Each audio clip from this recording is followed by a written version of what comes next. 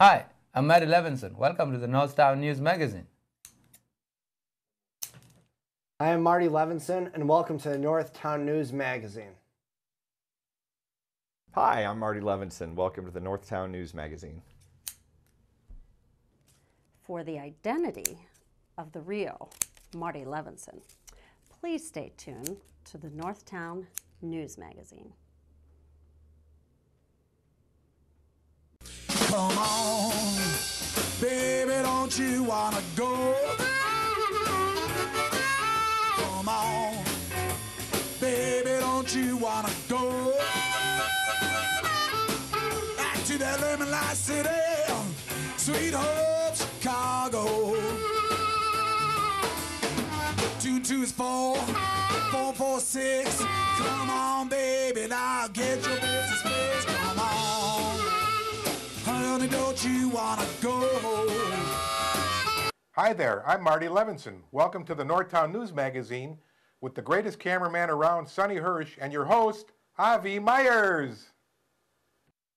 Thank you, Marty. Avi Myers, Northtown Neighborhood News Magazine, a presentation of Sonny Hirsch and myself. Dial us up on the web at www.ntnm.org. Over 1,000 videos encompassing the last 10, 11 years of the show. We actually have been on, this is over a little over 25 years.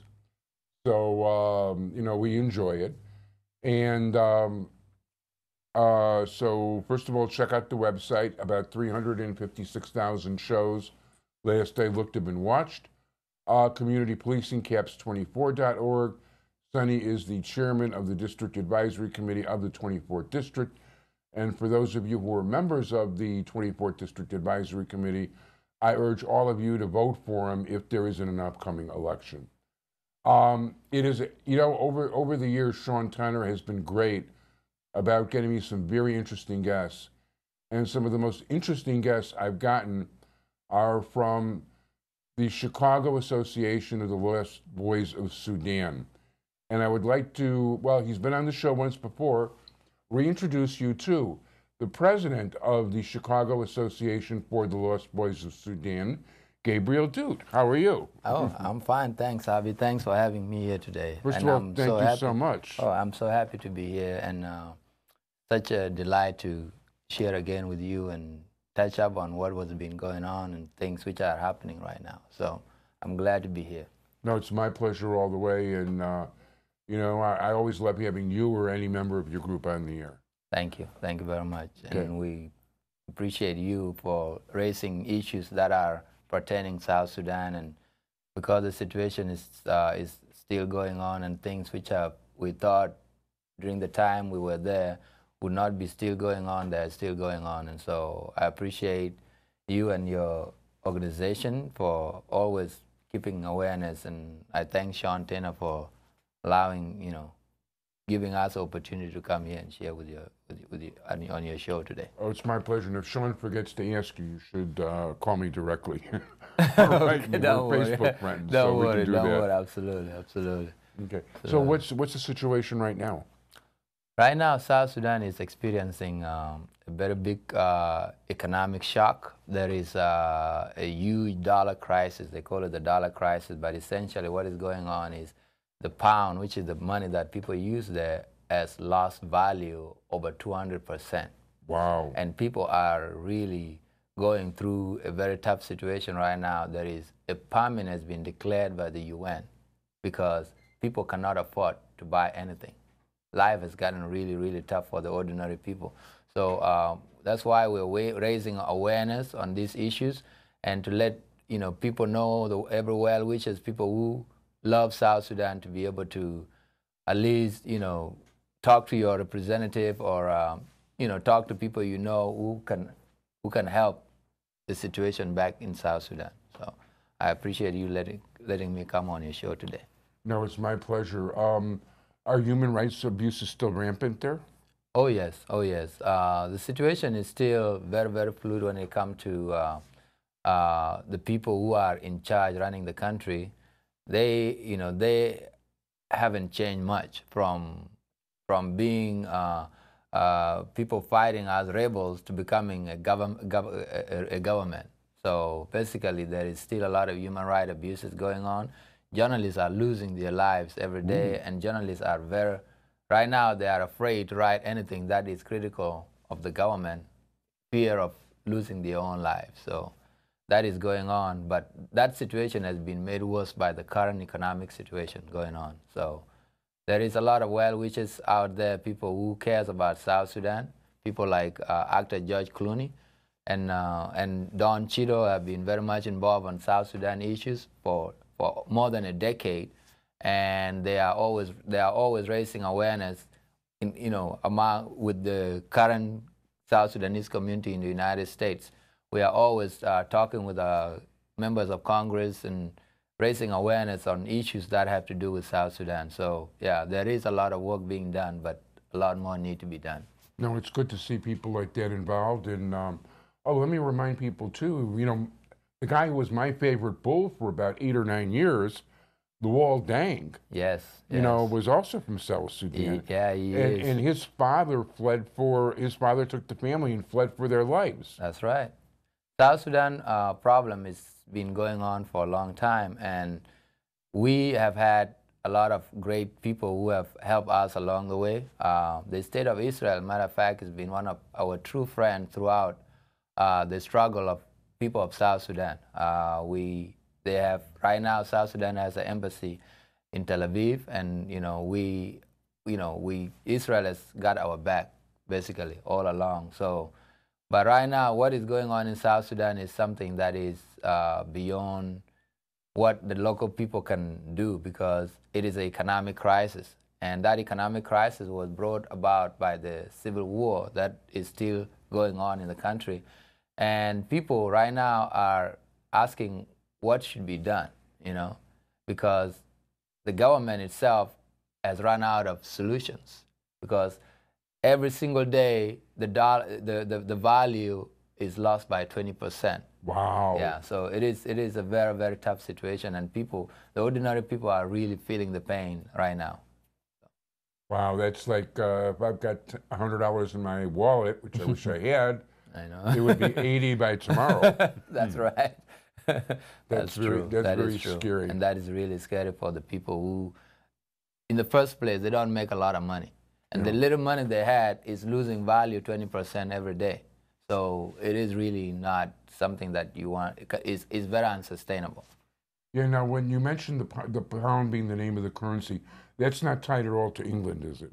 Oh, yeah. South Sudan, before it became South Sudan, used to be a British colony. And so the money there is called the pound because it's basically tied to the old British system.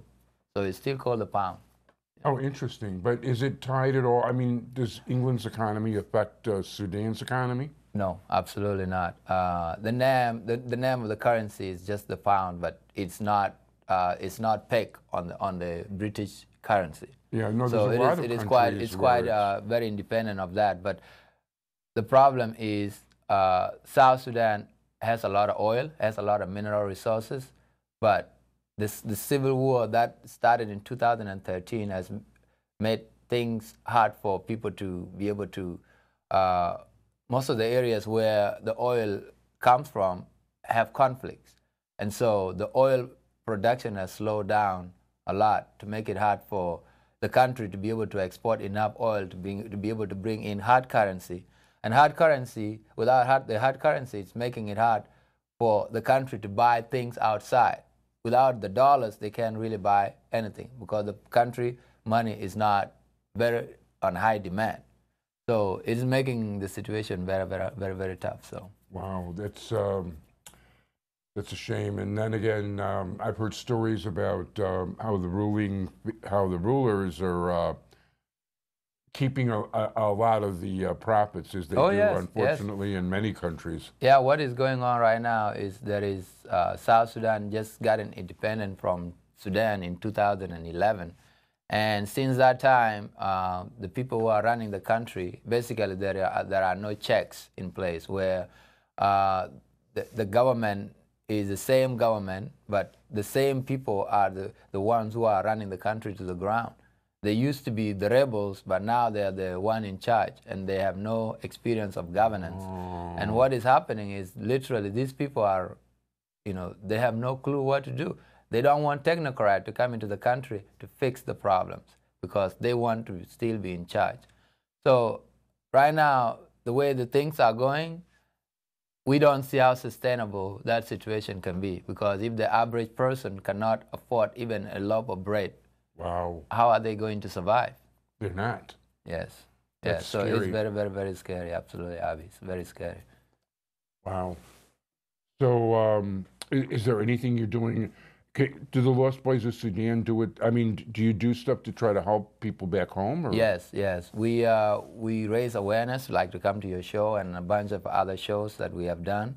But we also ask people, to donate. Well, we Yes, can't mention we can do donations, that, yes. but you get the idea. Yes, you get the point. Absolutely, absolutely. Thanks, Avi. Thanks for stopping me from there. I appreciate it. No, But because yeah. they take this out of the show. I'm Okay, not yeah, you can. But you no, can edit people that part out. understand what we're talking about. Yes, And yes, if there's ways you can help, yes, yes. the association, you should absolutely consider it Yes, one of the most yes. worthwhile things you can Yes, do. you can look us up and lostboyschicago.com, and we can talk from there. LostBoysChicago.com. Yes, that's our website. Yes. Yeah, how many Yes. members are in the organization? Oh yeah, there's about 150 Lost Boys in Chicago. Wow. But Lost Boys now are no longer what you call Lost Boys. We have families now. Nice. So yeah, so we've been here for 15 years, going 16 years. So yeah, we are a growing community, and we are very involved in a lot of issues. So we have met a lot of very important people, but we also are keeping what is going on back home to raise awareness about what is going on back in South Sudan. Just because we here in Chicago, we are lucky to be here, because the people who are back there are the ones who are really suffering. So No, that's a shame, and it's very important to try to help your fellow man, especially in a situation like that. And listen, if you're not going to go out and help your own people, who are you going to help? absolutely, that is absolutely the case. So- And the Lost Boys all over the United States, and some in Canada and some in Australia, have been very, very much involved on issues of South Sudan. And we do a lot of fundraising, and we all get together in a lot of places. Like this May Memorial Weekend, we're going to be in Iowa, and 4th of July weekend, we're going to be in Nebraska. And most of these events are geared towards fundraising, where we all come together and we collect money, and the goal is to send that money back to help the people back home. Are there a lot of Lost Boys also in Iowa and Nebraska? Oh or- yeah, Nebraska actually has the highest number of Lost Really? Boys, believe it or not. Wow. Yes, and there's quite a number in Iowa. There's also Grand Rapids, Michigan. Those are like the 3 top areas where most of the Lost Boys That's are. interesting. I know, because when you come here as a refugee, you really don't choose where you go. That you get placed. Oh. Yeah, I was lucky to get placed in Chicago because I was a Chicago Bulls fan, so I was very happy to be here. Oh. I was very happy to be here, but a lot of Lost Boys went to Iowa, Michigan, Nebraska, and pretty much all over the country. I have a good friend in Burlington, Vermont. He met Bernie Sanders. He did. Well, nice. Yeah. So. But by the way, I'm a big Bulls fan too, and when I was a little kid, I dragged my father to take me to see the Bulls the first year they were a team. You were lucky to be around during when Jordan was winning all the championship. I was seeing them on the tapes in Africa. So. No, that was great. But you know what? I couldn't afford the tickets anymore.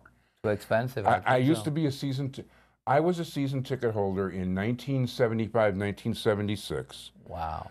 We had second row seats in the first balcony. Amazing. Okay, we paid $3 a game. Imagine that now. It was $123 for the year.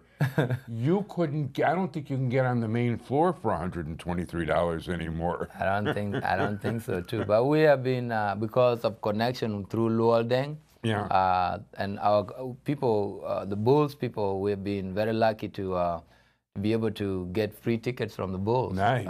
Peter Magai and I, we go to a lot of Bulls games because we have connection with the Bulls people. That's how, over the years, since Luol Deng was here, We have that connection. After you left, we still had the connection, and so we still get tickets, but not the playoffs one.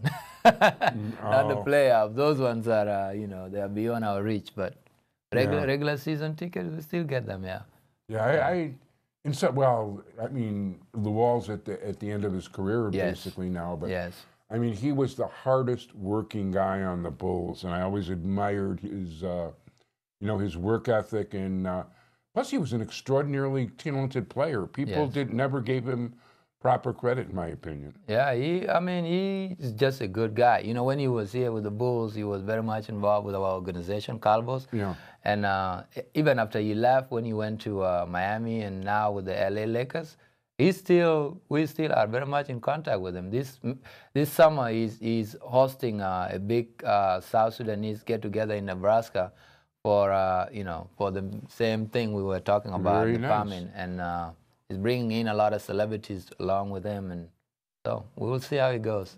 We're running out of time. If people would like to contact you and the Chicago Association of the Lost Boys of Sudan.